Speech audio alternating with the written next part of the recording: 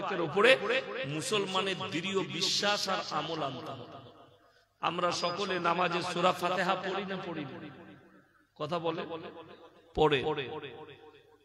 আপনি পড়ুন, এই সূরা ফাতিহার মধ্যে গোটা পৃথিবীর যে দলের মুসলমান হন, নামাজে দাঁড়ালে আমরা ওয়াদা করি ইয়্যাকা না'বুদু ওয়া ইয়্যাকা নাস্তাঈন, আল্লাহ তুমি ছাড়া কারোর উপাসনা করি, আল্লাহ তুমি ছাড়া কারোর কাছে ভালো মন্দ চাই না। এই যে ওয়াদা মুসলমান, এই ওয়াদার উপরে কি মুসলমান টিকে আছে? না। ভারতে 30 কোটি মুসলমান, 10 কোটি মুসলমান আছে নাকি এটাও সন্দেহ আছে। যদি বলেন কেন? বেঈমান হয়ে আছে, কাফের হয়ে আছে, আকীদা নষ্ট হয়ে আছে, ঈমান নেই। দলিল আর প্রুফ ঢেকে দেবো আপনাকে দলিল দিয়ে, এত দলিল দেবো আপনি দলিল নিতে পারবেন না, আপনার কানের পর্দা ফেটে যাবে যে মুসলমানরা কি করে ঈমান হারা হয়ে বসে আছে আর বেঈমান কাফেররা কিভাবে কামিয়াবি লাভ করছে। আমি যখন আমার মনে পড়ে, আমি যখন বাচ্চা ছেলে ছিলাম, একটু মনে পড়ে, আমাদের মাদ্রাসা আজকের মাদ্রাসা নয়, 70 বছর পুরানো মাদ্রাসা। কত বললাম? আমার আব্বাজি যখন ফারেগ হয়ে এসেছেন সাহারানপুর মাজাহির উলুম থেকে, তখন তিনি ওই যে গ্রামে মাদ্রাসা, ওটা আমার আব্বার নানির গ্রাম, আমার আব্বার নানির গ্রাম। সব আমার দাদুর কুলের, দাদির কুলের আত্মীয়রা সব ওই গ্রামে আছে। বিরাট বিরাট 70 বছরের পুরানো মাদ্রাসা। আমার মনে পড়ে জলসা হতো হ্যাচাক লাইন, আপনাদের মনে পড়ে না? হয়নি আপনাদের দেশে হ্যাচাক লাইন? 4-5টা টেঙে দিত, মেয়েদের দিকে 2টো দিত, ছেলেদের দিকে 2টো, সেখানে জলসা হতো, বক্তারা মাইকে জলসা করতে। কোন রকমে কোন দোকান পাট, কোন জিনিসের কোন ব্যবস্থাই থাকতো না। চায়ের দোকান থাকতো, না হলে মাদ্রাসা ওয়ালারা, মসজিদ ওয়ালারা যারা জলসা করছে তারা চা খাওয়াতো। এখন এরা দেখলে, আগে দেখবেন মুসলমান গ্রামগুলো তো মেলা হতো, ফাংশন হতো, যাত্রা পালা হতো, হতো না? হতো না? এই কথা বলেন, হতো না আপনার দিকে যাত্রা পালা? সারা রাত যাত্রা পালা হতো, আর এইভাবে মেলা বসতো, আমভাবে নারী পুরুষ তারা জিনায় লিপ্ত হতো। আপনারা খালি পাল্টিয়েছেন কোনটা? যাত্রা পালার বদলে জলসা। কিন্তু মেলা মেলাই থেকে গেছে, মেলাটা থেকে গেছে, জিনার করার রাস্তাটা রেখে দিয়েছেন, খালি মজমাটা পাল্টিয়ে ফেলেছেন। যেখানে যাত্রা হতো, ফাংশন হতো, ওখানে মুসলমান যুবকরা এখন জলসা করছে। বাস এতটুকু। এখন নামাজি বেড়েছে না কমেছে? বাবা কথা বলে না, নামাজি বেড়েছে না কমেছে? অনেক নামাজি বেড়েছে, যুবক ছেলেরা নামাজ পড়ছে। আমি চ্যালেঞ্জ ছুড়ে বলে যাচ্ছি, আখিরি জামানায় মসজিদ গুলো ভরে যাবে, ইমানদার কিন্তু থাকবে না। মুসান্নাফ ইবনে আবু শাইবার হাদিস, রাসূল আকরাম সাল্লাল্লাহু আলাইহি সাল্লাম বললেন, হে আমার সাহাবীরা শোনো, আখিরি জামানায় কিয়ামতের পূর্বে তোমরা চোখে দেখতে পাবে মসজিদ গুলো মুসল্লিতে ভরে যাবে, কিন্তু যে মুসল্লিরা থাকবে তারা সুদখোর মুসল্লি থাকবে, হারাম খাবে আর মাথা ঠুকবে, বড় বড় অট্টালিকা বাড়ি বানাবে, বড় বড় শপিং মল বানাবে, তাদের মধ্যে মুমিন খুঁজে পাওয়া মুশকিল। কোরআনের একটা মারাত্মক আয়াত আপনাদেরকে শুনিয়ে দিই, ভাইয়েরা মায়েরা শুনবেন। যারা দুদিন নামাজ পড়ে ফুটানি করছো যে যুবকরা, আমি হাদিস কুরআন জেনে গেছি আর আমার নামাজটাই ভালো, আমি জান্নাতে যাব, তারা শুনে যাও। সাবিকুনা সাবিকুনা উলাইকাল মুকাররাবুন ফি জান্নাতিন নাঈম সুল্লাতুম মিনাল আউয়ালিন ওয়া কালিলুম মিনাল আখিরিন। সাবিকুনা সাবিকুনা উলাইকাল মুকাররাবুন, হে নবী বলে দাও তোমাদের মধ্যে থেকে অল্প সংখ্যক লোক জান্নাতে প্রবেশ করবে, পূর্ববর্তীদের মধ্যে থেকে বেশি সংখ্যক লোক জান্নাতে যাবে। তারা নামাজ তো পড়েছে, সূরাটা ভুল ছিল, দোয়াটা ভালো করে পড়তে পারেনি, কিন্তু তোমার মতো তারা বেঈমান নামাজি থাকে। তাদের মন সরল ছিল, তারা ভদ্র ছিল। আপনি পেঁচিয়ে চলুন, আজ থেকে 50 বছর পেছনে, 60 বছর পেছনে, 70 বছর পেছনে আপনি আপনার বাপ দাদাদের আখলাক গুলো নজর দেন, নজর দিয়ে দেখুন, বুঝতে পারবেন। দু ভাই একটা প্লেটে খেয়েছে। এই বাবাজি যিনি বসে আছে, এনার মনে হয় 65-70 বছর বয়স, 60 তো প্লাস বটেই, 60 প্লাস। কত বয়স? 74 বছর। মাশাআল্লাহ, আল্লাহ হায়াতে বরকত দেন। ইনাকে জিজ্ঞেস করুন ইনার বাপ দাদুদের মহব্বত কি ছিল। একটা প্লেটে ভাই বসে খেয়েছে, ভাইয়ের আঙ্গুল কেটে কেটে ভাইয়ের চোখে পানি, ভাইয়ের কষ্ট হলে ভাইয়ের কষ্ট হয়েছে। আর আজকে এমএ পাস, বিএ পাস, চাকরিজীবী, শিক্ষিত দু ভাই বিয়ের পরে ঘরের মধ্যেখানে দেয়াল মারছে, তোর সঙ্গে আমি কথা বলবো। ঠিক বললাম না ভুল বললাম? প্রমাণ নেবেন? আমি 100টা প্রমাণ, 100টা প্রমাণ। ভাইয়ে ভাইয়ে কথা নেই, মা বেটায় কথা নেই, যায় যায় কথা নেই, অথচ তারা 5 ওয়াক্তের নামাজি, মসজিদে নামাজ পড়ছে, ভাইয়ের সাথে কথা বলে না।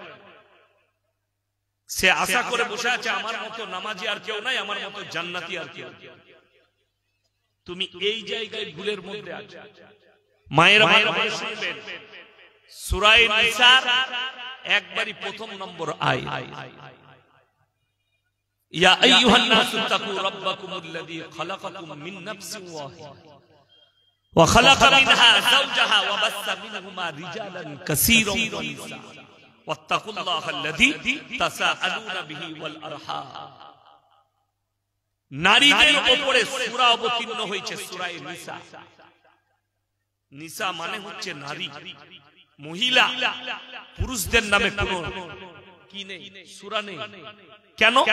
হাদিসের মধ্যে এসেছে সব থেকে বেশি জাহান্নামে যাবে নারীদের মধ্যে, নারীরা সব থেকে বেশি জাহান্নামী হবে, এবং পুরুষ যারা জাহান্নামে যাবে তাদের মধ্যে 50% লোককে জাহান্নামে নিয়ে যাবে এই নারী, এরাই নিয়ে যাবে। এই আয়াতে আছে আমি একজন নারী এবং পুরুষ থেকে অগুন্তি নারী পুরুষের সূচনা করলাম পৃথিবীর বুকে। জোরে বলুন সুবহানাল্লাহ। আল্লাহ ইশারা করেছেন কার দিকে? হযরত আদম আলাইহিস সালাতু ওয়াস সালাম এবং মা হাওয়া, এই দুজনের দিকে ইশারা করা হয়েছে। এর শেষ চ্যাপ্টারে আছে, হে পৃথিবীর নারী মানুষ, তোমরা আত্মীয়তা সম্পর্কে সচেতন। সব থেকে বেশি আত্মীয়তা ছিন্ন করে কারা? নারীরা। কথাটা বুঝতে পারছেন? ভাই যখন ভাইদের বিয়ে হয় না, আমাদের ভাইদের মধ্যে কত মিল মহব্বত থাকে, ইমানদারির সঙ্গে বলুন। ঠিক বললাম না ভুল বললাম? বিয়ে হয়নি, ভাই ভাইয়ের জন্য কুরবান, ভাই ভাইয়ের জন্য জান দিতে রাজি। কিন্তু যেদিন থেকে বিয়ে হলো বাস কান ভাঙানি সেই রাত থেকেই শুরু হলো। 1 সপ্তাহ পেরোবে না, গোটা সংসার চাইবে আমার হাতে হোক। সংসারের যত রকমের কুমন্ত্র স্বামীর কানে, মেয়েদের চরিত্র বলে, ভাই বয়সে বড়, ভাই সম্মানে বড়, একটু বোনকে বকাবকি করেছে, মেয়েদের চরিত্র হচ্ছে সে আর ভাইয়ের সাথে সম্পর্ক রাখবে না, বকার কারণ।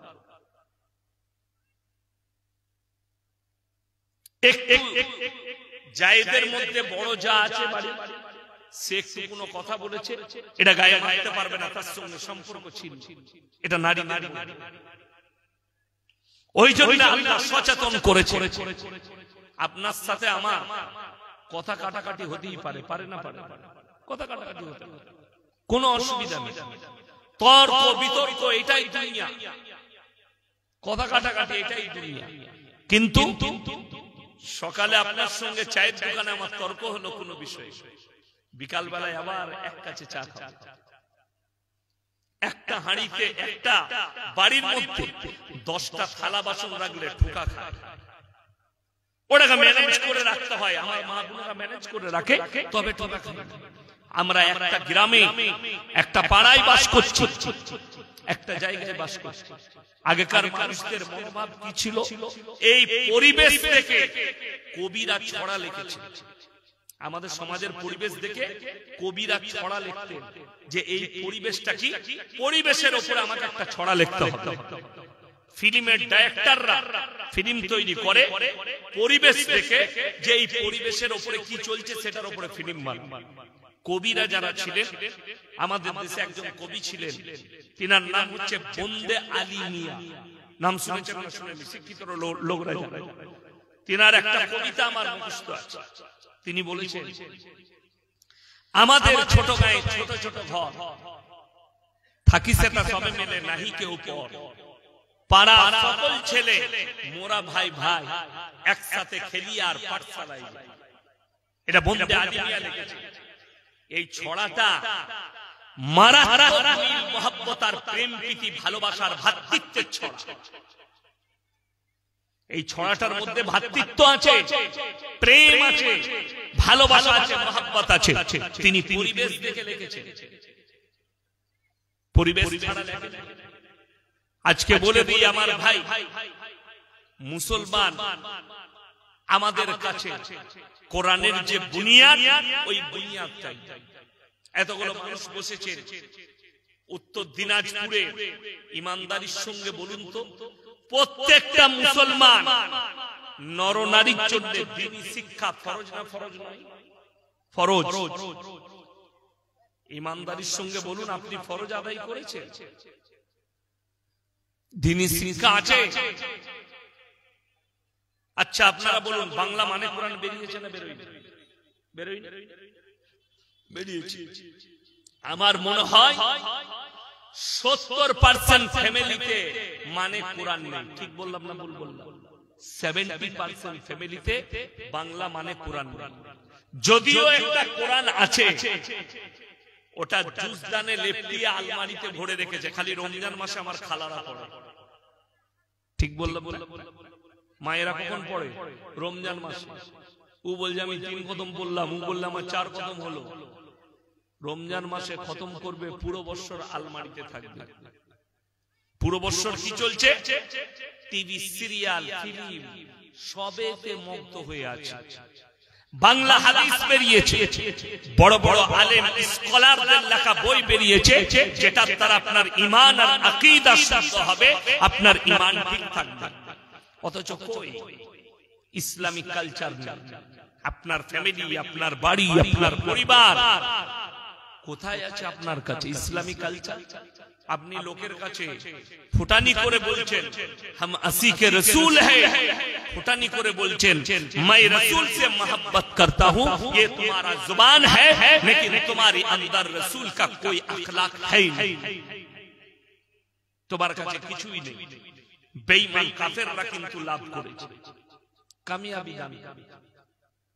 অনেকজন মনে করে মৌলবীরা এই পোশাক পরছে কেন, অনেক লোক দাড়ি টুপি রাখছে কেন, অনেক লোক এই পাঞ্জাবি রাখছে কেন? তোমার জানা আছে জামার উপরেও আসর পড়ে, কাপড়ের উপরে আসর পড়ে। যদি বলেন কেমন করে, আপনি যদি কোনো দামি একটা হসপিটালে যান, দামি হসপিটালে যান, সেখানে কিন্তু আপনার ড্রেসে আপনাকে ঢুকতে দিবে। আপনি যদি বোম্বের টাটা মেমোরিয়ালে যান, আপনার ড্রেস পরে ঢুকতে দিবে না। ওদের রুম আছে, রুমে ঢুকে ড্রেস চেঞ্জ করো, ওদের ড্রেসটা পরতে হবে, দিয়ে ঢুকতে হবে। একটা আমার বাড়ি দিল্লি রোডের ওপরে পানাগড়ের কাছে একটা কোম্পানি আছে, শালিমার কোম্পানি। কিসের? পাঞ্জাবিদের কোম্পানি, সেটা পাঞ্জাবের মালিক। সেখানে কি হয়, মুরগিগুলো জব হয়। মুরগি যেগুলো আপনি বড় বড় 5 star hotel, 7 star hotel, 3 star hotel, বড় বড় শপিং মলে যে মাংসগুলো বিক্রি হচ্ছে জবহ বলে, ওইখানে প্যাকিং হয়, ওখানে জবাই হয়। তো ওখানে খালি রান আর থান, বুঝতে পেরেছেন তো? খালি পাটা লাই আর ডানাটা লাই, বাকি বুকের মাংসটা মার্কেটে পাঠিয়ে দেয়, ওরা বিক্রি করে দেয় বাজারে। তো কয়েকদিন দেখলাম আমাদের এলাকায় কোন কোন বাজারে বিক্রি হচ্ছে। আমি প্রতিবাদ করলাম, বেচতে দেবো না, আগে আমাকে ঢুকে দেখাতে হবে জবাইটা কিভাবে হচ্ছে। তো আমাকে দাওয়াত দিল, তারা বললে স্যার আপনি আসুন। তাদের ম্যানেজার বলল, আমি গেলাম, কিন্তু আমাকে এই পোশাকে ঢুকতে দেয়। বলে স্যার আমাদের পোশাক আছে, আপনি পড়েলেন, গেস্ট রুমে ঢুকে আপনি পোশাকটা পড়েলেন কেন? বলে ওখানে যে মুরগিরা আছে আপনার পোশাক দেখলে সব ছুটাছুটি করবে এই পোশাক দেখলে। কেন? আমাদের যে পোশাক আছে ওই পোশাকটা তারা দেখে লাফালাফি করবে না, আমাদের কর্মচারীরা একই রকম পোশাক পরে। কথাটা বুঝতে পেরেছেন? মুরগিটা দেখছে এগুলো আমার মালিক, কিন্তু হঠাৎ করে অন্য কালারের লোক এলে, অন্য পোশাকের লোক এলে, সে কিন্তু ভিড়কি যাবে, ছাগল হোক গরু হোক ভিড়কা। ওই জন্য বললে যে আপনি এই পোশাকটা পরুন। আমি যদিও তাদের পোশাক পরে ঢুকেছি, সেখানে দেখেছি, নিষেধ করে দিলাম, এটা মার্কেটে বিক্রি হবে। কেন? আর ব্যাখ্যা দিই। বড় বড় কোম্পানিগুলো যে মুরগিগুলো জবাই হচ্ছে, জবাইয়ের কথা বলে আমি দেখলাম দুটো মাথায় টুপি পরা মলি সাহেবকে দাঁড় করিয়ে রেখেছে। মলি সাহেব যদিও লয়, ওগুলোর নাম হচ্ছে কাঠমলবি। কাঠমলবি জানে? মাদ্রাসায় পড়ে নাই, চাকরি করার লেগে বলবে হুজুর এসে একটা সার্টিফিকেট দেন তো, আর অনেক আছে, পয়সার লেগে অনেক কিছু পেয়ে যাবে। আপনারা জানেন এখন সার্টিফিকেট বিক্রি হয়। তো তাদেরকে আমি জিজ্ঞেস করলাম, ভাই কোন মাদ্রাসা থেকে মৌলবি পাস করেছো? তারা বীরভূম ডিস্ট্রিক্টের দুটো মাদ্রাসার নাম করলে, অমুক জায়গায় পড়াশোনা করেছে। আমি বললাম মৌলবি পাস করেছে? বললে না হুজুর করিনি। আমি বললাম ইয়ার তাহকিকাত আছে তোমার হাদিস সম্পর্কে, কোরআন হাদিসের তাহকিকাত আছে? বলে না, তারা ভয় খেয়ে। কিন্তু বেতন পাচ্ছে 22,000 টাকা। টাকার জন্য আমি বললাম কতগুলো মানুষের কাছে তোমরা হারাম মাল পৌঁছাচ্ছ, এর হিসাব তোমরা কিয়ামতের দিন আল্লাহর কসম দিতে পারবে না। তোমাদের মতো মৌলবীরাই হবে জাহান্নামের খোরা। দাঁড়িয়ে আছে, চেন আছে, চেন হুক, মুরগিগুলো হুকে ঝুলে আসছে, আটকিয়ে দিচ্ছে গলাটা, ঝুলে ঝুলে আসছে। প্রথম নম্বরে কারেন্টের ঝটকা মারা হচ্ছে যাতে ও না লাফায়, রক্তগুলো না ছিটকায়। দ্বিতীয় নম্বরে যখন কারেন্টের শর্ট মারছে, জব্দ হচ্ছে, বেলেটে করে কাটছে এক জায়গায়। ওরা খালি দাঁড়িয়ে দেখছে গলাটা ঠিক মতো কাটছে কি। এইটুকু কাজ। আমি তাকে বললাম আমাদের অনেক মানুষ আমরা কারেন্টের শর্ট খাই না, খাই না, কেউ মারা যায়, কেউ বেঁচে থাকে, ঠিক কিনা? কারেন্টের শর্ট খেয়ে কেউ মারা যেতে পারে না, পারে না। আর একটা দেশি মুরগি থেকে একটা পোল্ট্রি মুরগি বহুত নরমেল, ঠিক কিনা কথা বলে? একটা দেশি মুরগির যে তেজ, যে শক্তি, একটা পোল্ট্রি মুরগি ছুটারও ক্ষমতা নাই, তার লাফাবারও অতটা ক্ষমতা নেই। তাকে যখন কারেন্টের শর্ট দিচ্ছে, আমি বললাম আমাকে গ্যারান্টি দাও যে এই মুরগিটা বেঁচে আছে। তাদের মধ্যে 10টা মরে যেতেই পারে শর্ট খাওয়ার পরে, তো এই মরা মুরগিটাও চলে যাবে। আপনি কি খাচ্ছেন 5 স্টার হোটেলে? আপনি ভাবুন, নবীজির জামানায় হাম্মাম ছিল। হাম্মাম মানে যে সমস্ত মুসলমানরা 5 স্টার হোটেলে খেতে যাও, সাবধানে, বেশিরভাগ খাবার তোমাকে হারাম খাবার দেয়। হাম্মাম, হাম্মামে তবদিল হচ্ছে 5 স্টার হোটেল। রাসূলের জামানায় ছিল হাম্মাম, যেখানে অবাধে মদ আর হারাম জিনিসের কারবার চলতো, আর মেয়েরা নিজের দেহ দেখাতো, নাচ গান করতো, যেগুলো এখন বর্তমানে বারে হচ্ছে মদের বারে। সেম ওইটাই ছিল নবীজির জামানায়। মধ্যখানে নর্তকীরা ড্যান্স করতো, আর চারিদিকে বড় লোকরা, তখনকার রাজা বাদশারা বসে টাকা উড়তো। নবীর জামানায় সেটার নাম ছিল হাম্মাম, বর্তমানে সেটার নাম হচ্ছে 5 স্টার হোটেল। আমার ভাই, আজকে মুসলমানের ঈমান নিয়ে মারাত্মক ভাবে পৃথিবীর বেঈমান কাফেররা খেলতে শুরু করেছে। কামিয়াবি লাভ হয়েছে। আপনি ভাবতে পারেন পৃথিবীর 47টা মুসলিম রাষ্ট্র আছে এবং সবারই কাছে সামরিক হাতিয়ার আছে, সামরিক বাহিনী আছে, যুদ্ধ করার মতো। এমনকি তুরস্ক, ইরান, ইরাক, লেবানন, আপনার সিরিয়া, মিশর, এরা সরাসরি আমেরিকার সঙ্গে যুদ্ধ করার মতো ক্ষমতা রাখে। পাকিস্তানের কাছে 170টা পরমাণু বোমা আছে, এরা সরাসরি আমেরিকার সঙ্গে যুদ্ধ করার ক্ষমতা রাখে। অথচ মাত্র 90 লাখ ইহুদির একটা দেশ, সেখানে নিরীহ মুসলমান হাজার খ্রিস্টানের মুসলমানরা নির্মল ভাবে হত্যা হচ্ছে। 70 থেকে 75,000 মানুষ মারা গেছে 1 বছরের ভেতরে খালি ফিলিস্তিন আর গাজায়। সেখানে 35,000 শিশু মারা গেছে। গোটা বিশ্বের মুসলিম তাকিয়ে দেখছে।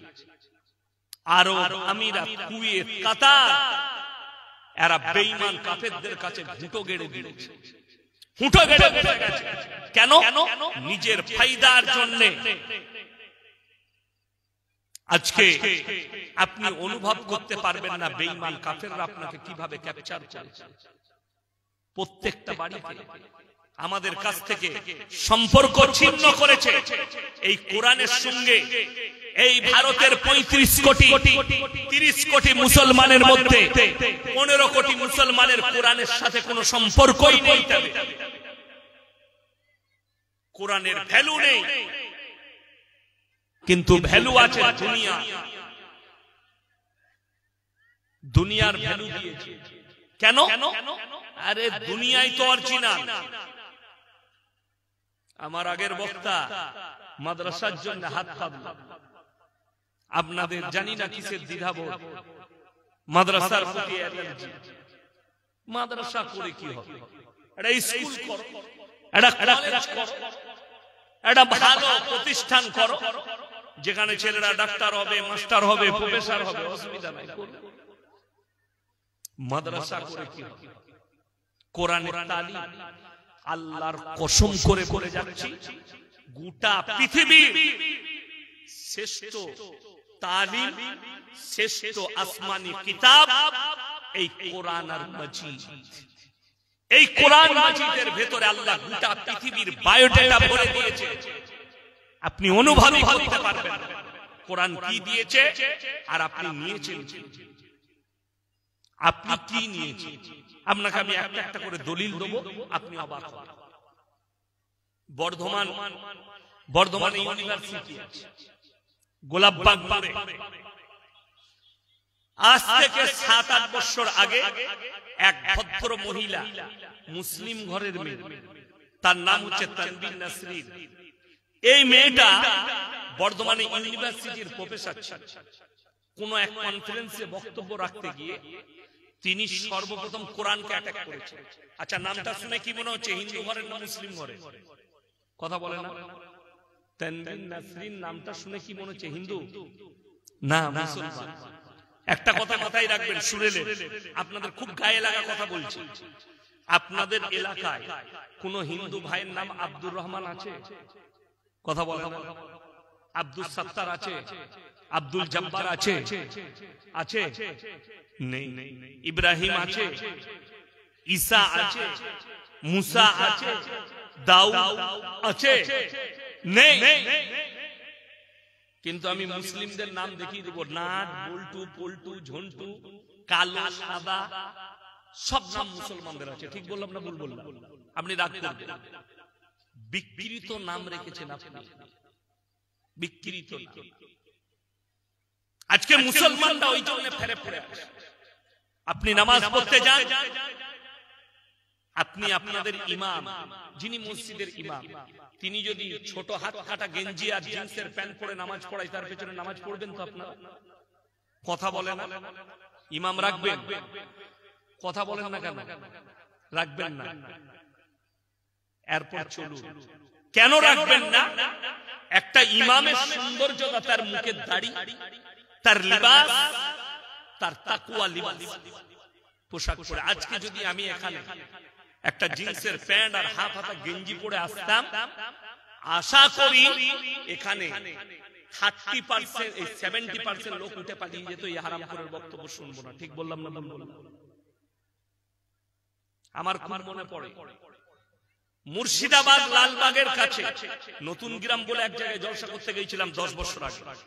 কোন একজন বক্তা এসেছিল, পিস টিভির বক্তা, তখন পিস টিভি ছিল ভারত, আমাদের বাংলায়।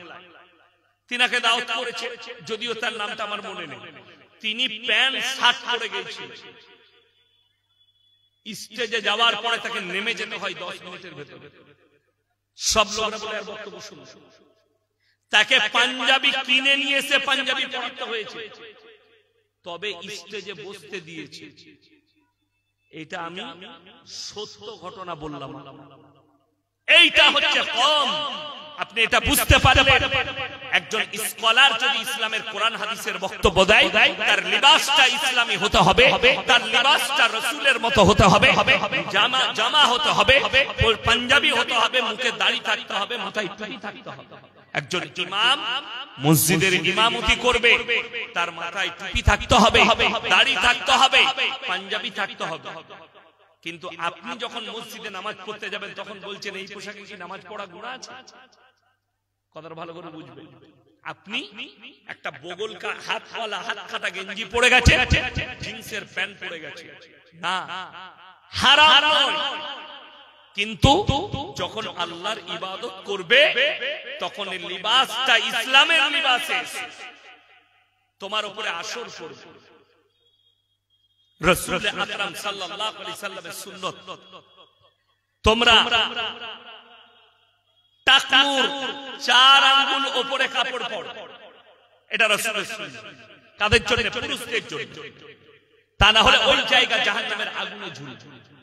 বেঈমান কাফেররা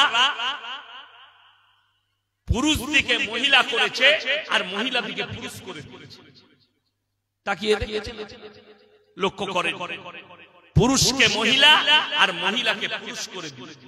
এখন তো কোম্পানিরা যে প্যান্টগুলো বার করছে, সব টাকনুর নিচে পুরুষদের। ঠিক বললাম না ভুল বললাম? লক্ষ্য করবেন, বাজারে কালকে ইয়াসিন ভাই আজকে বলে, মহিলাদের যে সালোয়ার গুলো তৈরি হচ্ছে, সব টাকনুর ওপরে পড়ছে মেয়ে। কোম্পানি বার করেছে, বেঈমান কাফেররা মেহনত করেছে, তারা কামিয়াবি লাভ। টাকনুর ওপরে মহিলারা পড়ুক, টাকনুর নিচে পুরুষরা পড়ুক। পুরুষ মহিলা হোক, মহিলা পুরুষ হোক। বুখারী শরীফের হাদিস, রাসূল আকরাম সাল্লাল্লাহু আলাইহি সাল্লাম বললেন, যদি কোনো পুরুষ মহিলার রূপ ধারণ করে, মহিলাদের মতন করে কাপড় পরে, মহিলাদের মতো রূপ ধারণ করে। আজকে আমাদের অনেক যুবক হাতে বালা পড়ছে, পড়ছে না? পড়ে। অনেক যুবক কান ফুটো করছে আর্টিস্টদের দেখে, অনেক যুবক মেয়েদের মতো এরকম করে ফেলিয়ে চুল রাখছে। বুখারী শরীফের হাদিসে আছে, আল্লাহ রাব্বুল আলামিন কিয়ামতের দিনে এদের দিকে তাকিয়েও দেখবেন না। আল্লাহ অর্ডার করবেন, তোমরা নিজেকে নারীতে পরিবর্তন করে দেখাও। তারা বলবে আমরা অক্ষম। আল্লাহর কসম, তাদের জন্য রাস্তা হবে জাহান্নাম। যে মহিলারা পুরুষদের মতো পোশাক পরিধান করছে টাকনুর ওপরে, জিন্সের প্যান্ট আর গেঞ্জি, যে মহিলারা পোশাক পরিধান করছে, নিজের আকৃতি চুল কাটছে পুরুষের মতো, কিয়ামতের দিনে আল্লাহ রাব্বুল আলামিন এদের দিকে তাকিয়ে দেখবেন না, এদিকে অর্ডার করা হবে তোমরা নিজেদের রূপটাকে পুরুষ তৈরি করে দেখাও। তারা বলবে আল্লাহ অক্ষম, তাদের জন্য রাস্তা হবে জাহান্নাম। এটা বুখারী শরীফের হাদিস। নবীজি বললেন সাহাবীদেরকে, আপনি কতটা ইসলামে আছেন আপনি নিজে একটু অনুভব করুন, একটু ভেবে দেখুন যে আমি কতটা ইসলামিক কৃষ্টি কালচারে আমার ফ্যামিলিকে, আমি নিজে আছি, আমার ফ্যামিলিকে আনতে পেরেছি।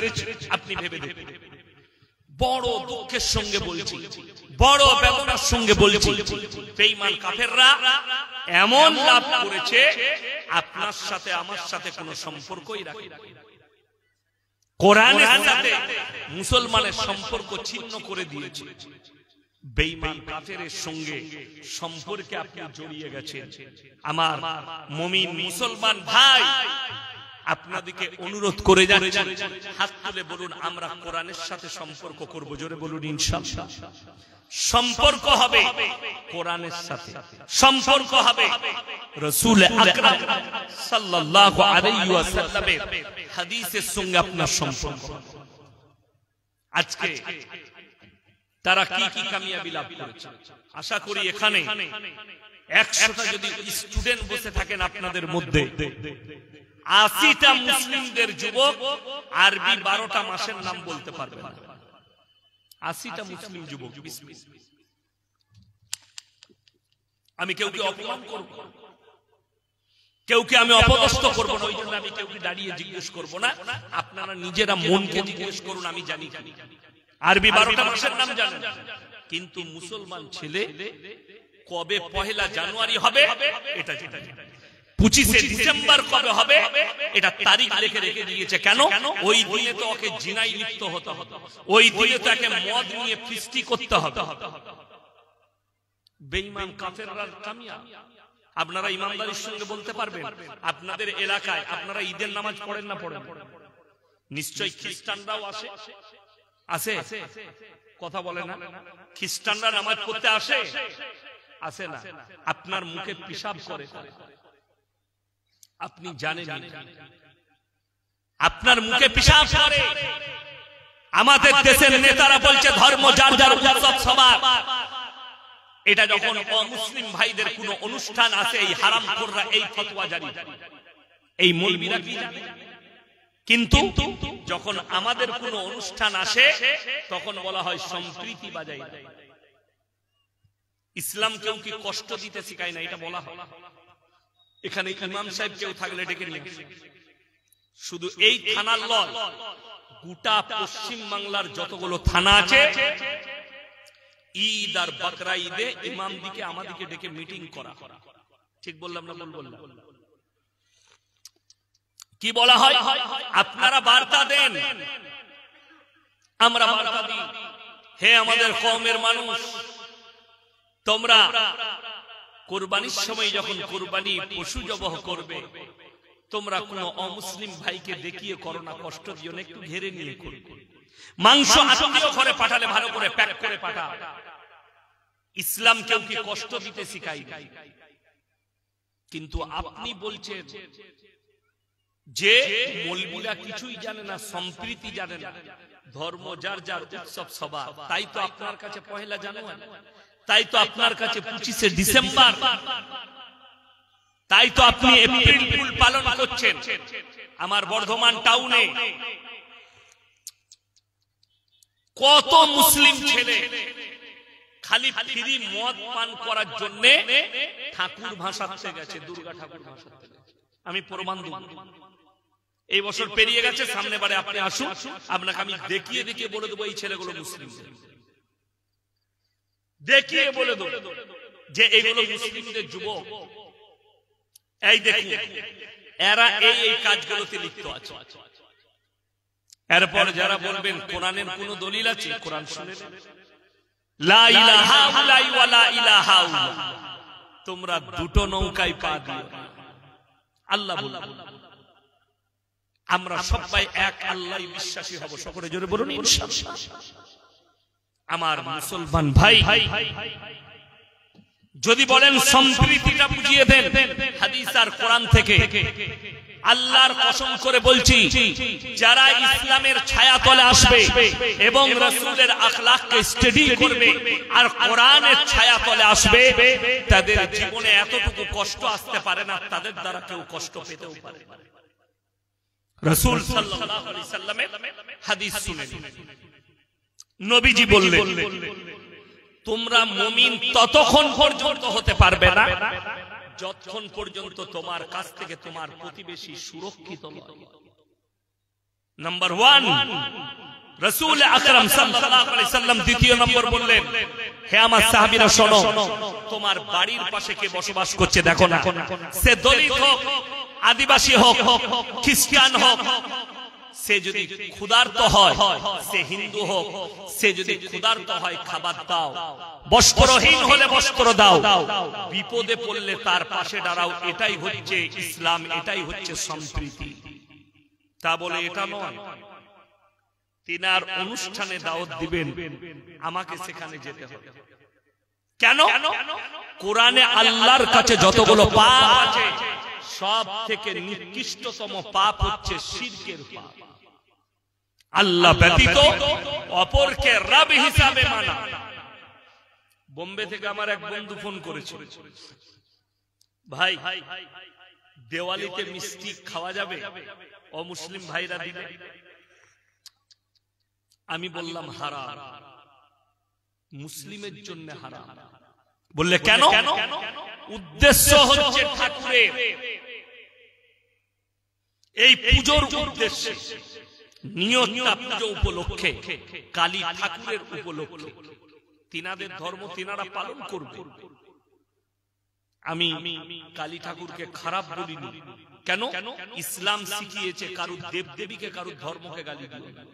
কিন্তু আপনি মুসলমান হিসাবে যদি বলেন কোরআনে কোন দলিল আছে যে ঠাকুরের উদ্দেশ্যে দিলে, প্রসাদ দিলে এটা কি মুসলমানদের খাওয়া যাবে না? কোরআন সূরা বাকারা, ইন্নামা হাররামা আলাইকুমুল মাইতাতা ওয়াদ-দামা ওয়া লাহমাল খিনজির ওয়া মা উহিল্লা বিহি লিগাইরিল্লাহ, প্রবাহিত রক্ত, মরা জন্তুর মাংস, শুয়োরের মাংস, আল্লাহ ব্যতীত অপরের নামে উৎসর্গিত জিনিস তোমাদের জন্য হারাম করা হয়েছে। কোরআন আল্লাহ ব্যতীত অপরের নামে উৎসর্গ করার কারণে তোমাদের জন্য সেই সমস্ত জিনিস হারাম করা হলো।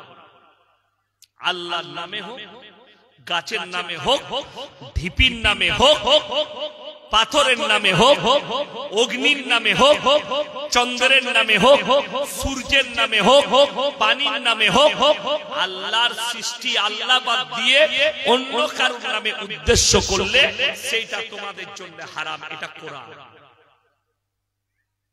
আল্লাহ ব্যতীত অপরের নামে তাই, কিন্তু সে যদি বিপদে পড়ে তার পাশে দাঁড়ায়, এইটা হচ্ছে সম্প্রীতি।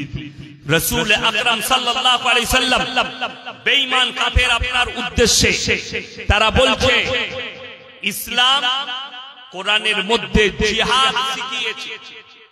সেদিন আমি একজন পণ্ডিতের বয়ান শুনলাম, আরে कुरान के अंदर है मुसलमान को गैर मुसलमान को काट दो, खत्म कर दो। मेरे दादा एक হারামের আওলাদ আছে, মুসলিম ঘরে জন্ম নিয়েছে, তার নাম নাজিয়া ইলাই খান, কলকাতা। এই মেয়েটা প্রতিনিয়ত গালি দিচ্ছে কোরআনকে, ইসলামকে, দাড়ি টুপিকে গালি দিচ্ছে, অথচ মুসলিম ঘরে জন্ম নিয়েছে। এই মেয়েটা বলছে ये लोग जिहादी है और ये लोग कहते हैं दूसरे को काट दो। है আমার শিক্ষিত সমাজ, কোন অমুসলিম ভাই যদি এখানে এসে থাকেন, আমার বক্তব্যে কান রাখেন, লাখ লাখ মানুষ ইউটিউব, ফেসবুক, টুইটারে আমার জলসা শুনে, 1 লাখের বেশি আমার জলসা আছে। যদি কোন ভাই অমুসলিম ভাই একটা ক্লিপ বার করে আনতে পারে যেখানে আমি কোন দেবদেবীকে গালি দিয়েছি, কোন ধর্মকে গালি দিয়েছি, ব্যক্তি খারাপ হতে পারে, কোন ধর্ম খালি খারাপ। আমি তো সেদিনে একজন বাবার প্রশংসা করেছি, এবিপি আনন্দে তিনি বসেছেন ল্যাবেতে, 4-5টা মেয়ে তাকে ঘিরে ধরে প্রশ্ন করছে। এবিপি নিউজের একজন অ্যাঙ্কার তিনি ডেকেছেন, প্রশ্ন কি?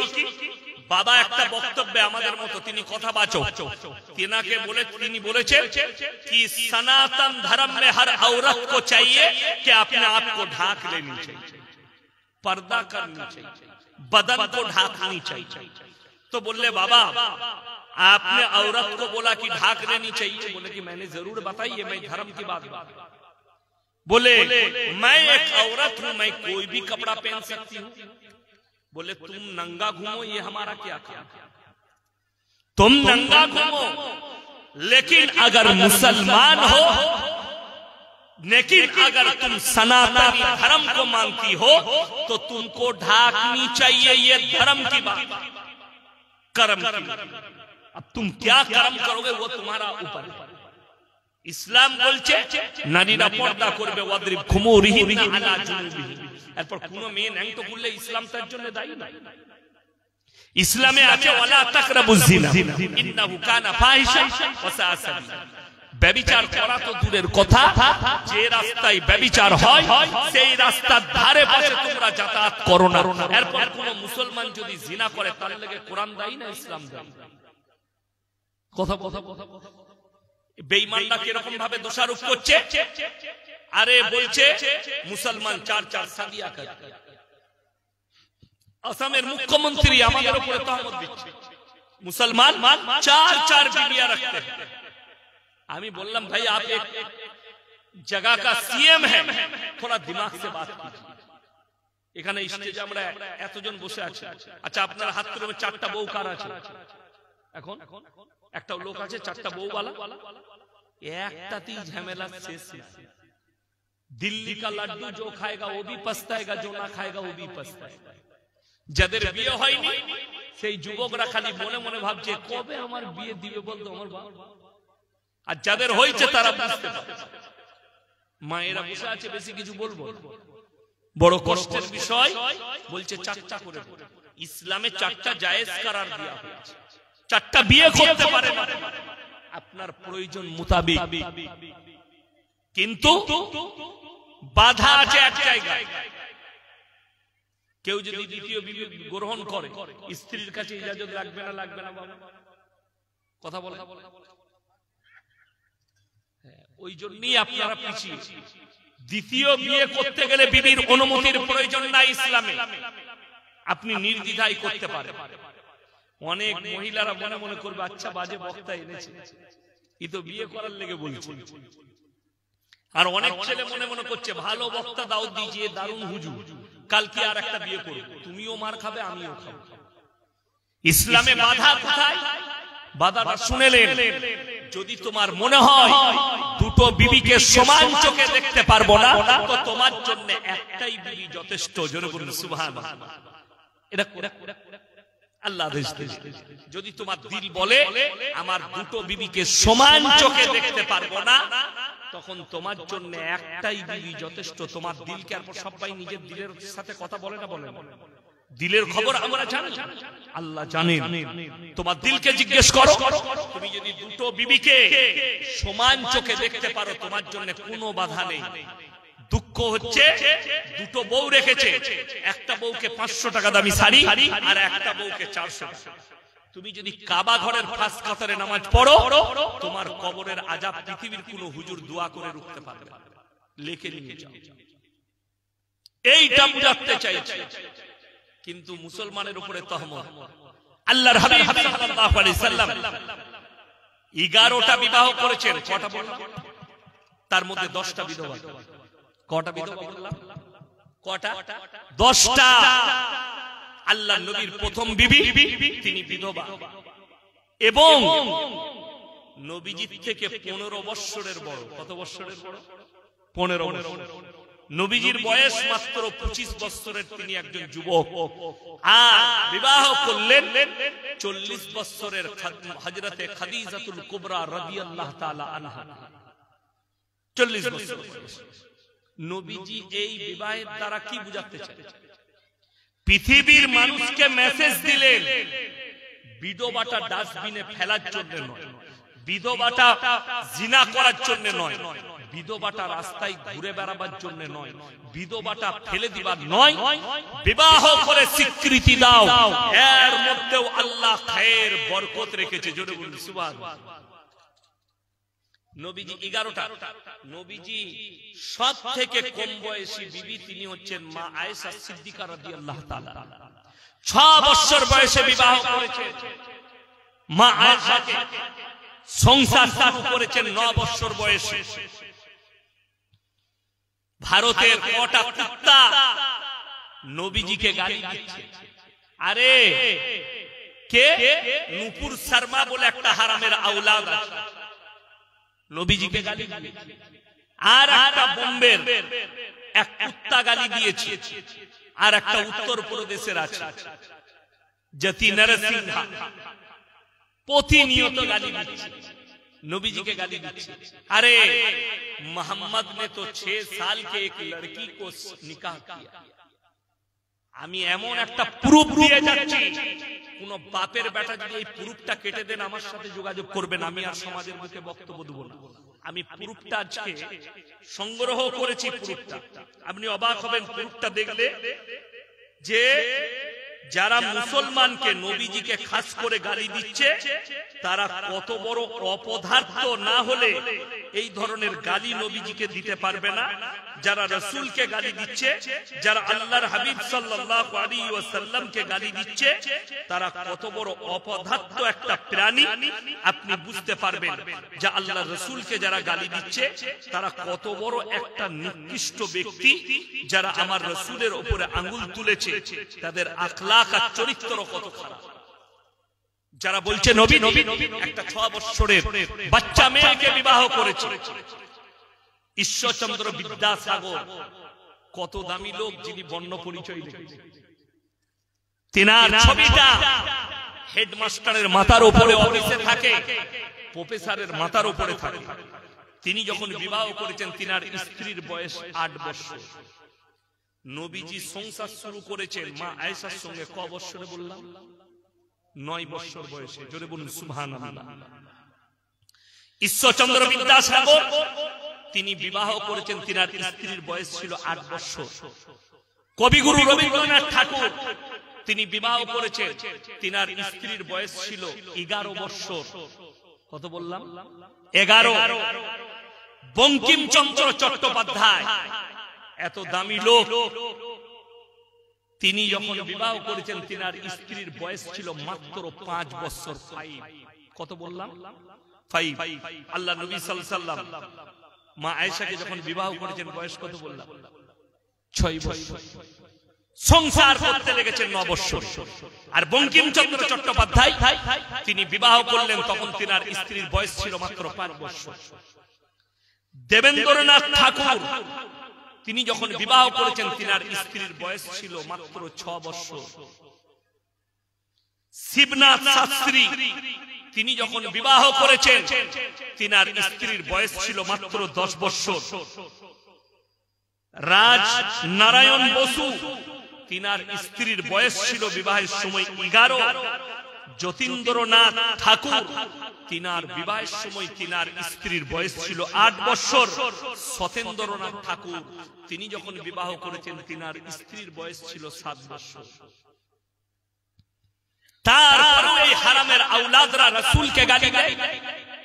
তোমাদের হিম্মত থাকলে একবার বঙ্কিমচন্দ্রকে বলে দেখাও যে তিনি বলাৎকার করেছেন। আমরা বলতে পারবো না। কেন? আমরা তহমত দিতে পারবো না। বড় বড় ব্যক্তিরা তিনারা কেন বিবাহ করেছেন? নবীজি 11টা বিবাহ করেছেন। এটা মুসলমানদের জন্য মেসেজ। ব্রেনে আর দিল আর দিমাগে গেঁথেলেন। আপনার ভেতরে ময়লা থাকলে পরিষ্কার করুন। আল্লাহর নবী 11টা বিবাহ করেছেন। যতগুলো বিবাহ করেছেন একটাও নিজে থেকে নয়, সব আল্লাহর ইশারায় করেছেন। জোরে বলুন সুবহানাল্লাহ। নবীজি যতগুলো মেসেজ আপনাকে দিয়েছেন, কথা বলেছেন, একটাও নিজে থেকে বলেননি, সব আল্লাহর অনুমতি নিয়ে বলেছেন। আখলাক আর চরিত্র সব আল্লাহ। আপনি কি করে তহমত দিতে পারেন? মুসলমান 4টা বিয়ে করলে অথচ আমাদের কারুর 4টা বউ থাকে। এই যুগে ঠিক বললাম না ভুল বললাম? এই যুগে 4টা বউ। কেউ যদি বলে আরবের লোকরা করছে, তো আরবের লোকরা করছে সেইখানে গিয়ে বল, হিম্মত আছে? নাজিয়া ইলাই খান, তুমি যদি হালালের সন্তান হও, একবার সৌদি আরবে গিয়ে বলে এসো কেন তোরা 4টা বিয়ে করেছিস, তোর লাশটা আনতে হবে মৃত্যুদণ্ড, মুন্ডু ছেদের লাশটা আনতে হবে, মুন্ডু ছেদ করে দিবে সেখানে এই কথা বললে। কেন? 4টা বিবি এই যুগে কারুর নেই। কিয়ামত যত কাছে আসবে মানুষ তত দুর্বল হয়ে যাবে, ইমানের দিক দিয়ে, আমালের দিক দিয়ে, সব দিক দিয়ে দুর্বল হবে। একে অপরকে, আরে হাদিস আছে কিয়ামতের আলামতের মধ্যে আলামত আপন পর হবে আর পর আপন হবে। আপনি তাকিয়ে দেখুন, এখন মানুষ তো পরকে আপন ভাবছে, নিজের ভাইকে দুশমন ভাবছে। এটা কিয়ামতের আলামত, এটা চলে এসেছে। আর নবীজির উপরে তহমত। কিন্তু একটা কথা মাথায় রাখবেন, কুকুর যখন খেপে যায় তখন কিন্তু চিল্লায়, ঠিক কি না? কথা বলে, কুকুর 2টো টাইম চিল্লায়। ক টাইম বললাম? 2টো সময়ে কুকুর চিল্লাতে শুরু করে। এক, যখন কুকুর খেপে যায় তখন চিল্লায়, আর দ্বিতীয় নম্বর মালিক তার পেছনে দাঁড়িয়ে থাকলে তখন সে চিল্লায়। আপনি কলকাতায় যান, সকালবেলায় ধর্মতলায় গেলে কিংবা হাওড়া স্টেশনে গঙ্গার ধারে যদি যান, গঙ্গার ধারে বড় লোকরা সকালবেলায় দেখবেন চেন দিয়ে বাঁধা কুকুর নিয়ে ঘুরতে বেরোয়, মর্নিং ওয়াক। তো মালিকের হাতে দড়িটা থাকে, সেই কুকুর দেখবেন লোক দেখলি চিল্লাই না চিল্লাই না, ওই যে মালিক সাথে আছে। যদি এই মালিক না থাকতো সে বুঝতে পারতো আমি চিল্লালি আমাকে মারবে। তো আমাদের দেশে যারা চিল্লাচ্ছে নবীজির বিরুদ্ধে, গালি দিচ্ছে, নাজিয়া ইলাই খান, तू कौन सा नस्ल का कुत्ती है मुझे मालूम नहीं, लेकिन या तो तेरा दिमाग खराब हो गया है इसीलिए भौंक रही है, या तो तेरा मालिक तेरे पीछे खड़ा है इसीलिए भौंक रही है। बड़ी दुख की बात है, যারা রাসূলকে গালি দেয়, যারা কোরআনকে গালি দেয়। এই বর্তমানের মেয়েটা তানবীর নাসরিন এ বলছে মানুষকে, ছাত্র দিকে বুঝাচ্ছে এই কোরআনটা 1400 বছর আগেকার পুরনো কোরআন, এই কোরআনের আইনকে বাতিল করে মডেলিং করতে হবে। জোরে বলুন নাউজুবিল্লাহ। এ আরো জোরে বলুন নাউজুবিল্লাহ। আমার ভাই, এরকম মনোভাব যে নারী পুরুষের আছে তারা শুনে যান। আল্লাহর কসম খেয়ে বলছি, আল্লাহর কসম তখন খাওয়া যায় যে কথাটার উপরে কনফিডেন্স এবং সত্যর মধ্যে দাঁড়িয়ে থাকে, ঠিক কিনা? কথা বলে সত্য। আল্লাহর কসম খেয়ে বলছি, আমার হাতে কোরআন আছে, আল্লাহর কোরআন মাজিদ আছে। এই কোরআন মাজিদকে হাতে নিয়ে বলছি, এই কোরআন যেদিনে আল্লাহ অবতীর্ণ করেছেন সেদিনেও মডেলিং ছিলেন, আছে, আর কিয়ামতের সকাল পর্যন্ত এই কোরআন মডেলিং থাকবে। জোরে বলুন সুবহানাল্লাহ। যদি বলেন দলিল দেন, আপনাকে এতগুলো দলিল দেব, আমি বলেছি আমি ঢেকে দিবার ক্ষমতা রাখি দলিল দিয়ে। আপনি যেটাকে মডেলিং এর যুগ বলছেন, আজকে আমাদের মহিলারা, মেয়েরা, ভারতের, পৃথিবীর, এরা বলছে ছোট পোশাক পরাটা হচ্ছে মডেলিং। ছোট পোশাক পরা যদি মডেলিং হয়, আপনার এলাকার সব থেকে বড় মডেলিং হচ্ছে কুত্তাগুলো, যারা কোনো পোশাকই পরে। কথা বুঝতে পেরেছেন? কুত্তাগুলো সব থেকে দামি মডেলিং, তারা কোনো পোশাক পরে। কোরআনের দলিল নেবেন, দলিল শুনিয়ে দিই। আপনার এই থানাটার নাম কি? রায়গঞ্জ।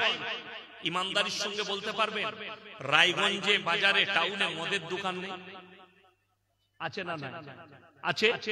হেমতাবাদে আছে, ইটাহারে আছে, যতগুলো ভারতের কম বেশি ছোট বড় শহর আছে, প্রত্যেকটা ছোট বড় শহরে মদের দোকান লাইসেন্স প্রাপ্ত, ঠিক কিনা? কথা বলে।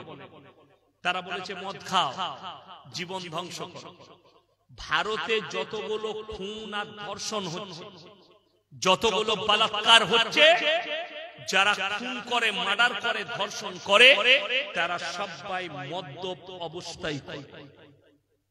কলকাতায় মনে হয় দেওয়ালি হবে, দেওয়ালিতে মনে হয় কলকাতার কোন এক জায়গায় টাউনে ঠাকুর ভাসাতে যাচ্ছে, তাতে র্যালি বেরিয়েছে, তো অবাধে মদ খাচ্ছে একজন, তারাও অমুসলিম, স্বামী স্ত্রী বাইকে করে যাচ্ছে, সেখানে জ্যামে আটকিয়েছে, মদ নিয়ে মুখে করে মেয়েটার গায়ে কুলুকুচি করেছে।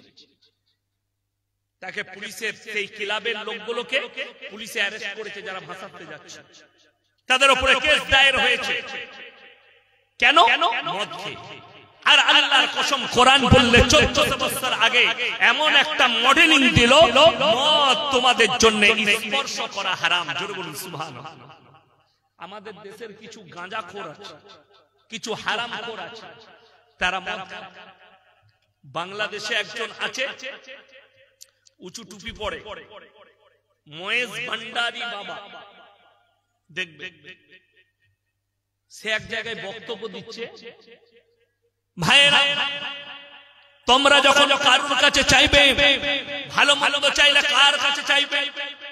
তারপর আমি যদি আপনাদেরকে সকলকে বলি, আপনারা বলুন ভালো মন্দের মালিক কে? ভালো মন্দ কার কাছে চাইবে? আল্লাহর কাছে। সব শ্রোতারা বলছে আল্লাহর কাছে। কে কোন আল্লাহর কাছে? আল্লাহই তো বলেছে মহেশ ভান্ডারীর কাছে চাইবে। আমরা কত বড় হারামখোর! ওই জন্য আমি এদের নাম রেখেছি জিলাপি হুজুর। বড় কষ্ট লাগে, দুঃখ লাগে। এই হারামখোর বলছে, কে বলল গাঁজা খাওয়া হারাম? কি বলছে জানেন? ডাইরেক্ট মজমায়, মানে এরকম শয়তানগুলো বাংলাদেশী আছে, ডাইরেক্ট বলছে যারা নামাজ পড়ো, রোজা রাখো, যারা আল্লাহর ইবাদত করো, তারা আমার মজমায় আসবে না। যারা মদ খাও, গাঁজা খাও, জিনা করো, তারা এর থেকে বড় হারাম করার কেউ আছে? বলছে কে বলল গাঁজা খাওয়া যাবে না, মদ খাওয়া যাবে না? সব খাওয়া যাবে। কোথায় আছে? বলে কোরআনই আছে। আপনারা কি মনে করছেন কোরআনে এরকম শব্দ থাকতে পারে? কথা বলে না যে মদ খাও। একটা কথা বলি, আমি আপনাদের এখানে মেহমান এসেছি, কথাটা ভালো করে বুঝবেন, মেহমান। আচ্ছা, আপনাদের বাড়িতে জামাই আসে না? জামাই আসে। জামাইকে সকালবেলায় জিজ্ঞেস করলেন, বাবা আজকে কি খাবেন? বাজার যাবেন, আপনি ছেলেকে বাজার পাঠাচ্ছেন, ফদ্দ করে দিচ্ছেন, আমরা কাগজে ফদ্দ করে দিই যে এই মালগুলো নিবি। তো আপনি জামাইকে জিজ্ঞেস করলেন কি মাছ খাও? জামাই বললেন যা হোক আনা। এখন আপনি ফদ্দতে লিখলেন কি রুই মাছ নেবে। এরপর বিটিকে বললে জামাইয়ের জন্য না রুই মাছ আনাচ্ছি, লিখে দিয়েছি ফদ্দ। জামাই বললে আমি রুই মাছ পছন্দ করি না, কাতলা মাছ খেতে ভালোবাসি। ফদ্দ কিন্তু বাজারে চলে গেছে। এখন ফোন করে আপনার বাবা বলল যে শোনো, তোমার বোনাই রুই মাছ খেতে ভালোবাসে না, তুমি কাতলা মাছ নিবে। আপনারা বলুন, রুই মাছের হুকুম বাতিল হলো না হলো না? হুকুম বাতিল হয়েছে, কিন্তু লিখিত কি আছে? রুই মাছ লেখা কি আছে পদ্মে? রুই মাছ লেখাটা রয়ে গেল, হুকুম বাতিল হলো। হুকুম হলো কাতলা মাছ আনবে। আপনাদের অনেকের জানা নেই, শুনে যান, কোরআনে আছে মদ খেলে ক্ষতি বেশি লাভ কম। আয়াতটা রহিত, তার হুকুম বাতিল হলো কেন? যখন এই আয়াত আল্লাহ অবতীর্ণ করলেন যে সাহাবীরা মদ খাওয়া ছেড়ে দিবে আস্তে আস্তে, তখন যখন দেখলেন আল্লাহ এরা মদেতে আসক্ত হয়ে যাচ্ছে, মদ ছাড়ছেন না, তখন আল্লাহ দ্বিতীয়বার আবার নবীর কাছে আয়াত পাঠালেন, মদ স্পর্শ করা তোমাদের জন্য হারাম। জোরে বলুন সুবহানাল্লাহ। আয়াত রহিত, তার কাজ বাতিল হলো প্রথম হুকুম আসার পরে। আপনারা জানেন নবীজি সাল্লাল্লাহু আলাইহি ওয়াসাল্লামের কাছে তিনার প্রথম বিবি যিনি ছিলেন, তিনি সবথেকে বড় ব্যবসায়ী ছিলেন সেই যুগে মহিলাদের মধ্যে। সবথেকে বড় তিজারত করনে वाला, সবথেকে বড় ব্যবসায়ী। এই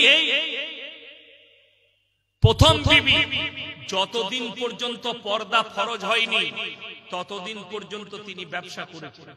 যেদিনে আল্লাহ পর্দা নারীদের জন্য ফরজ করলেন সেই দিন থেকে আর কোন নবীর বিবি এবং সাহাবীদের বিবিরা নিজের নখটা পর্যন্ত নিজের হুজরাখানা থেকে বের করেনি। জোরে বলুন সুবহানাল্লাহ।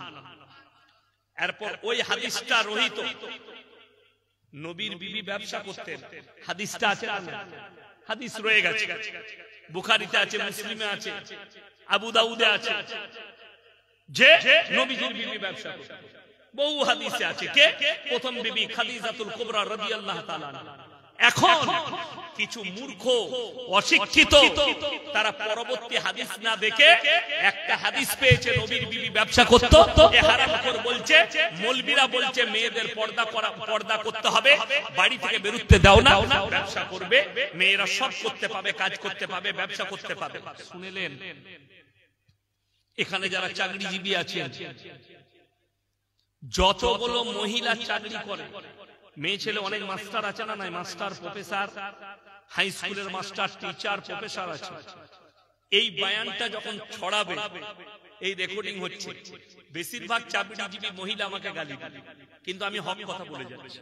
তোমার কোথায় লাগবে জানি না, আমার তাহকিকাত, আমার গবেষণা, আমার দেখা, আমার কাছে খবর আসা, 100টা মেয়ে যদি মুসলিমদের চাকরি করে, আমি মুসলিমদের কথা বলছি, অমুসলিমদের কথাই যাব, মুসলিমদের 90টা মেয়ে তার স্বামীরা দাম্পত্য জীবনে সুখী নয়। 80% নয়, 90% যে মহিলারা চাকরি করে, কেউ মাস্টার, কেউ প্রফেসর, কেউ ইঞ্জিনিয়ার, তাদের দাম্পত্য জীবন সুখী নয়। আপনি গবেষণা করেলেন, যদি আপনার বিবি চাকরিজীবী হয়, অনেকের বউ চাকরি করে, তাকে রেঁধে ভাত খেতে হয়। ঠিক বললাম না? ভুল বললাম? রেঁধে ভাত, বড় কষ্ট লাগে দাম্পত্য জীবন। আপনি বলছেন যে মৌলভী সাহেব চাইলে বলুন চাকরি করা যাবে না, যাবে। আমার কাছে যদি পার্সোনাল ফাতোয়া লে, পার্সোনাল, মহিলারা বাড়িতে থাকবে, পুরুষরা ইনকাম করে তাদের খাবারের হালাল রুজির ব্যবস্থা করবে। কেন? কোরআনে আছে তোমার স্ত্রীকে তোমার জন্য খেতিবাড়ি করা হবে। আজকে কতগুলো মানুষ প্রকাশ করতে পারে না তার সমাজের বুকে, কিন্তু যাদের স্বামীরা চাকরি করে তাদের দাম্পত্য জীবনটা যে কত অস্বস্তিকর তারা মনে মনে জানবে। আমার এই বক্তব্য শোনার পরে সে ভাববে যে হ্যাঁ, আমার দাম্পত্য জীবনটা কত কষ্টকর। আমার ভাই, নবীজির সাহাবী, যখন নবীজির বিবিরা চাকরি করেছেন, নবীজির বিবিরা ব্যবসা করেছেন, তখন এই হাদিস নবীজি বর্ণনা করেন। তখন পর্দা ফরজ হয়নি আল্লাহর তরফ থেকে। যখন আল্লাহ তাআলা দুনিয়ার হালাতের উপরে আয়াত অবতীর্ণ করলেন, কোরআনে আছে ওয়াদরিবুহুমুরিহিন্না আলা জুনুবিহিম, হে নারী তোমরা পর্দা নির্ধারিত করে নাও, তোমরা নিজেদিকে ঢেকে নাও, তোমরা ধর্ষিতা হবে না, তোমরা লাঞ্ছিত হবে না, তোমরা ব্যভিচারিত হবে না, তোমরা নিজেদিকে পর পুরুষের কাছ থেকে ঢেকে নাও। পর্দা ফরজ হলো। হাদিসে আছে যেদিন থেকে পর্দা ফরজ হয়েছে, সাহাবী এবং নবীর বিবিদের হুজরাখানা থেকে কেউ নিজের নখটা আর বের করেনি কোনদিন। জোরে বলুন সুবহানাল্লাহ। এইটা হচ্ছে সহিহ হাদিস এবং এইটাই হচ্ছে তাহকিকাত। আপনি একটা হাদিস পড়লেন, আমল করতে লেগে যাবেন না, সেই হাদিসের তাহকিকাতটা করবেন কার কাছে? আলেমদের কাছে, যারা একাধিক হাদিসের গবেষণা করে। একটা হাদিসের পরিপ্রেক্ষিতে আর একটা হাদিসের, একটা আয়াতের উপরে হাদিস বর্ণনা হয়েছে, একটা কোরআনের আয়াত অবতীর্ণ হয়েছে, তার পরিপ্রেক্ষিতে হাদিস আছে।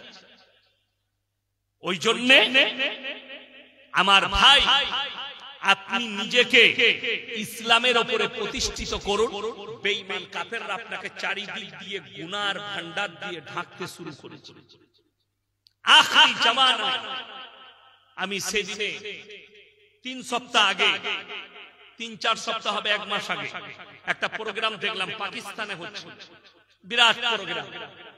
সেখানে পাকিস্তানের বড় বড় স্কলাররা ছিল, মুফতি তাকি উসমানী, পৃথিবীর শ্রেষ্ঠ মুফতি, মোল্লা তারিক জামিল, মোল্লা তারিক মাসুদ, মোল্লা আপনার ডাক্তার জাকির নায়েক, ইনারা সব ছিলেন সেখানে। যিনি বক্তব্য দিচ্ছেন, আমি একজনের বক্তব্য শুনলাম লাইভ, তিনি হচ্ছেন মুফতি তাকি উসমানী।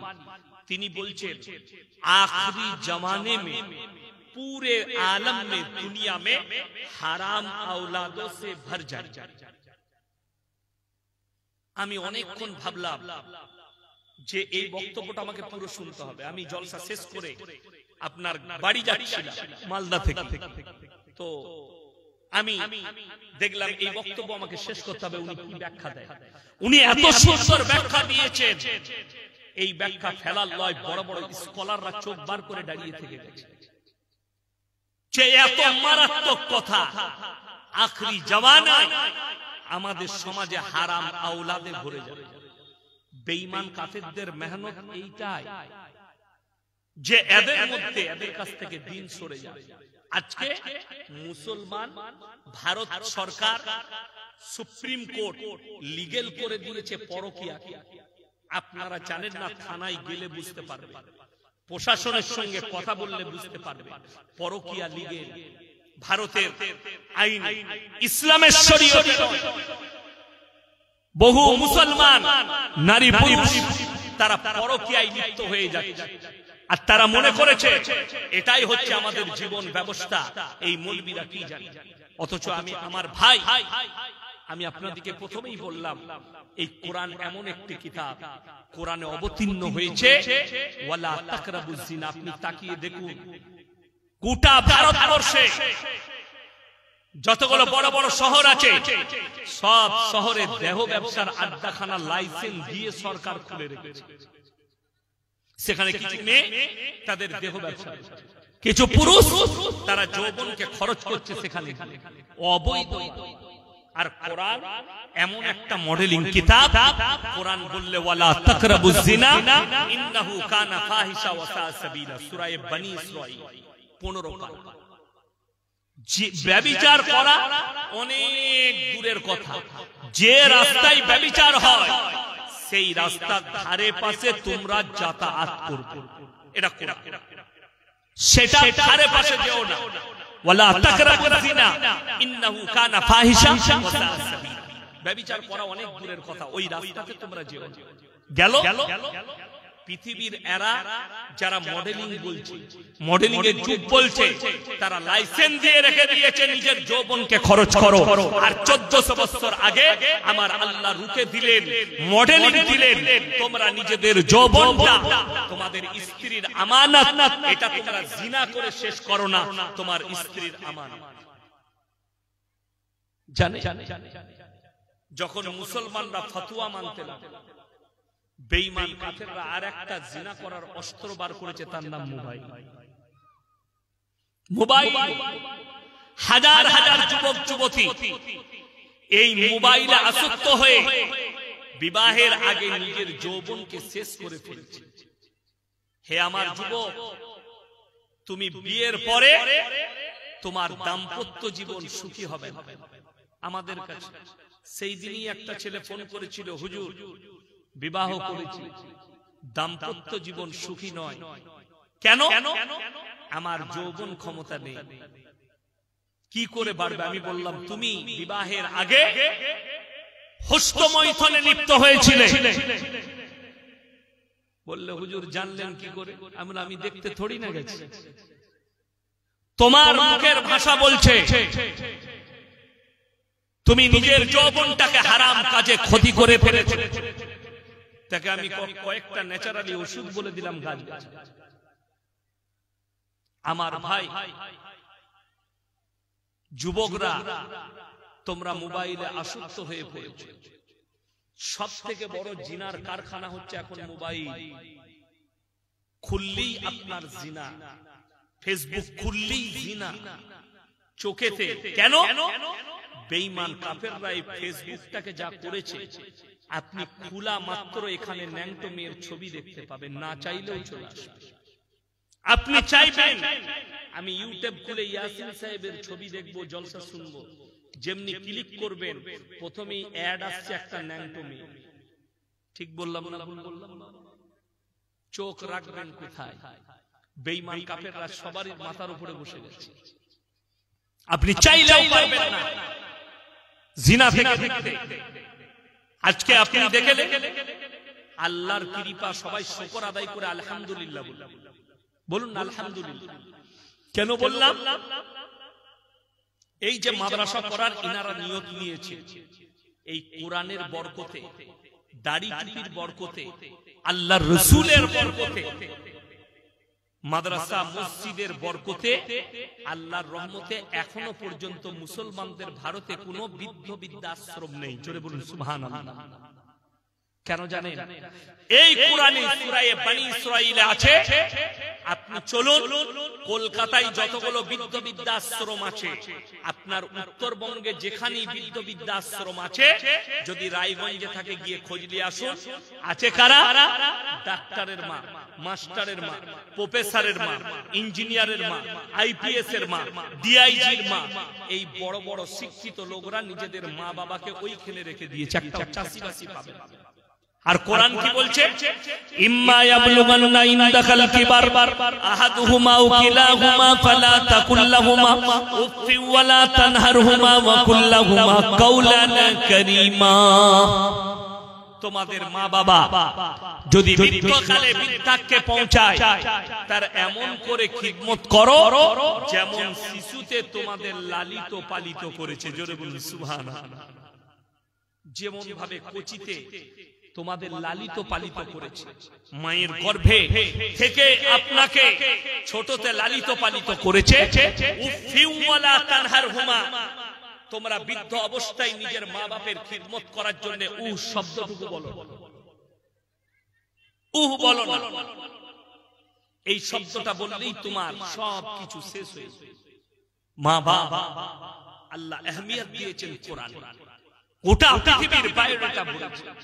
অথচ আপনি বলছেন ইসলাম কি মডেলিং দিয়েছে? যে ইসলাম বলেছে তুমি ব্যভিচারে লিপ্ত হয়ো না, সেই ইসলাম মডেলিং নয়। যে ইসলাম বলেছে নারীরা তোমরা নিজেকে ঢেকে দাও, সেটা মডেলিং নয়। যে ইসলাম বলেছে মা বাবার সেবা করো, সেটা মডেলিং নয়। যে ইসলাম বলেছে তোমরা নেশাব দ্রব্য জিনিস থেকে নিজেকে হেফাজতে রাখো, সেটা আপনার ইসলাম নয়। যে ইসলাম বলেছে তোমরা বিধবাকে বিবাহ করে স্বীকৃতি দাও। আপনার এলাকায় অমুসলিম ভাই থাকলে জিজ্ঞেস করবেন, এমন একটা প্রথা ছিল সনাতন ধর্মে, মানুষ মারা গেলে, স্বামী মারা গেলে সেই চিতার উপরে জ্যান্ত অবস্থায় নারীকে পুড়িয়ে দেওয়া হতো বিবিকে। সেটার নাম সতী দাহ প্রথা। তুলেছেন ওটাকে রাজা রামমোহন রায়। ইসলাম বায়োডাটা অফ ইসলাম পড়ে, রাসূলের আখলাক পড়ে তিনি যখন দেখলেন ইসলামের স্বীকৃতি দেওয়া হয়েছে, একটা বিধবা নিজের জীবন বাঁচাতে পারে। আমার মা বোনেরা শুনে যান, ইসলাম এত সুন্দর। কোন মহিলার যদি স্বামী মারা যায়, তার যদি বাচ্চা থাকে, সে যদি ওই বাচ্চার মুখের দিকে তাকিয়ে নিজেকে পর্দা পুশিদায় রেখে এই বাচ্চাদের জীবনটা তৈরি করার জন্য নিজের যৌবনের হেফাজত করে নিজের যৌবনকে যদি কুরবানি করে, সেই মহিলা যদি পর্দা নসিবা হয়, নামাজি দিনদার হয়, তাকওয়া পরেজগারি হয়, সেই মহিলার জান্নাতে যাওয়া কেউ রুখতে পারবে না। জোরে বলুন সুবহানাল্লাহ। এই মহিলা বেশক জান্নাতি। আর তোমার যদি মনে হয় আমার স্বামী মারা গেছে, আমার বিবাহের প্রয়োজন, তোমার পরিবারকে বলো বিবাহ দিয়ে দাও, বিবাহ করে না। তোমার পছন্দ মতো তুমি স্বামী গ্রহণ করো, ইদ্যত পালন হয়ে গেল, তুমি গ্রহণ করে নাও। সমাজ কতটা নিচে নেমেছে বুঝে। এখন নদিয়া ডিস্ট্রিক্টের একটা ছেলে আমাকে ফোন করে বলছে, স্যার আমি বেচরা, বিয়ে শাদী হয়। আমি পাড়ায় একটা মেয়ে বিধবা হয়েছে, বয়স তার 24 বছর, স্বামী মারা গেছে অ্যাক্সিডেন্ট হয়ে, আমি কি তাকে বিবাহ করতে পারি? আমি বললাম কোনো ব্যাপার, আপনি বিবাহ করতে পারেন, এর মধ্যে আল্লাহ খায়ের বরকত রেখেছে। তিনি কি উত্তর দিলেন জানেন? সেই যুবক বলে, হুজুর আমার পাড়ার লোক বলছে, আমার মা বাবা বলছে, তুমি একটা অবিবাহিত ছেলে একটা বিধবা মেয়েকে বিয়ে করবে? এ তো সমাজের জন্য কত নোংরা, লোকে কি বলবে। আমি বললাম তোমার বাবা নামাজ পড়ে, জি। তোমার মা নামাজ পড়ে, জি। এমন তাদের নামাজ কবুল হবে কেন? আমি বললাম তোমার মা বাবা ইসলাম বিরোধী, রাসূল বিরোধী।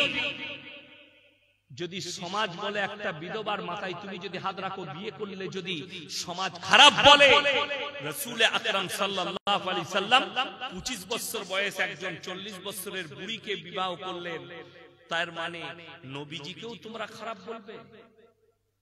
এটা কোরআনের বিরুদ্ধে সংগ্রাম।